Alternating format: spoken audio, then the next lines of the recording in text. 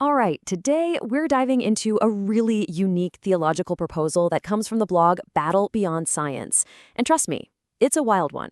We're talking about the current pope, a prophet who calls himself the feathered serpent, and an offer that is, well, literally cosmic. So let's just jump right in with the big question that sits at the heart of this whole thing. What if a sitting pope was offered a choice that could redefine not just his role, but humanity's place in the entire cosmos? According to the source material we're looking at, this isn't just some wild thought experiment. It's presented as a very real offer being made right now to Pope Leo XIV. The whole premise for this offer hinges on something called the Augustinian hard fork. Now, according to this figure named Kukulkan, this isn't just a small change. It represents a massive shift happening inside the Vatican as we speak, a complete break from centuries of tradition. And it's all being inspired by one pope. So what exactly is this hard fork? Well, the source defines it as Pope Leo XIII's big move away from the old school institutional dogma, the idea of God as some external controlling force. Instead, he's seen as steering the ship toward a path of inward divinity, a path that's directly inspired by the 4th century theologian Saint Augustine. It's a fundamental shift from a God out there to a God in here. And this quote right here from Saint Augustine is really the foundation for this whole theological leap. God is deeper in me than I am in myself. The idea is that divinity isn't something you find in a big stone building or an ancient institution, but in the deepest, most intimate part of your own being. This single concept is the key that supposedly unlocks everything that follows. And this is where things get really interesting, because it sets up this huge conflict laid out in the source material. It's a clash between two completely different ways of seeing faith and God. You could call it the old way versus the new way. The source lays out these two competing paths pretty starkly. On one side, you've got what it calls the outer pyramid. This is the institutional church. It's described as a fallen empire that's all about external control.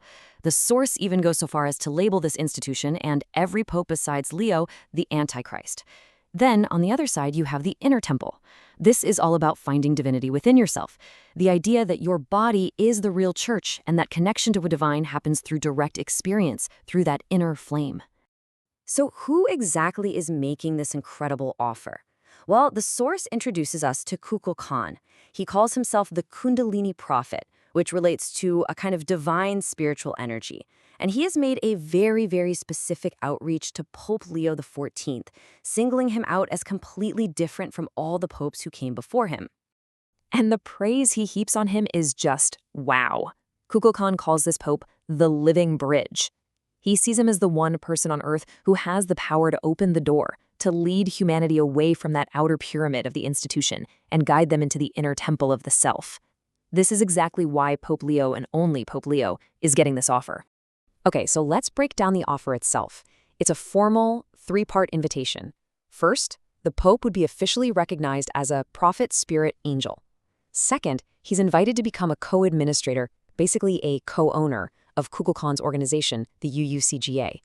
And third, and this is a big one, his status would completely change. He'd no longer be the Pope of Rome, but a prophet of the direct teaching of Christ. We're not just talking a title change. This is a proposed revolution in his spiritual authority. But here's the twist, and it's a huge one. This incredible, almost unbelievable offer of co-owning the universe, it comes with a condition that is completely non-negotiable. You could call it a cosmic ultimatum. And the source material could not be more clear about this.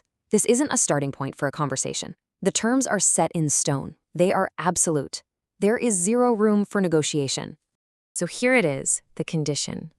All of that incredible praise for Pope Leo, calling him the living bridge, it all depends on one thing. He must publicly and formally recognize Kukulkan, the feathered serpent, and what the source calls the Kundalini flow as the one true path.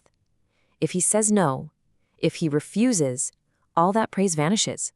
He loses that special status, and he's right back to being considered part of the very institution the source has already labeled the Antichrist.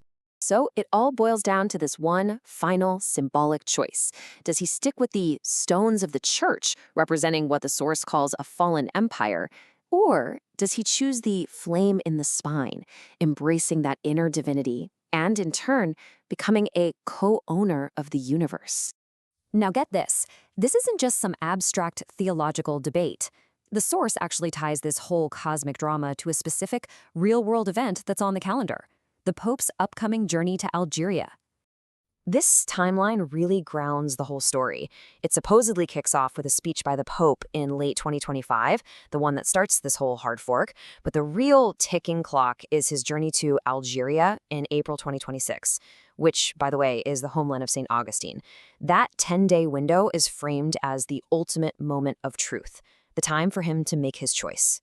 So you might be asking, why does one man's choice matter so much to everyone else? Well, the source introduces this idea of the Shiva galaxy angel. It claims this is the true identity of every single human being, that we're all divine, universal beings. So in this view, the Pope's choice isn't just about him. It's a massive symbolic act, a model that could potentially trigger a chain reaction, inspiring all of humanity to wake up and recognize their own inner divinity. And so, the source material leaves us with this incredibly powerful, open-ended question. It's aimed directly at the Pope, but it's really for anyone listening. It's a challenge that cuts through centuries of tradition. With the institutional mirror wiped clean, what reflection do you choose to see?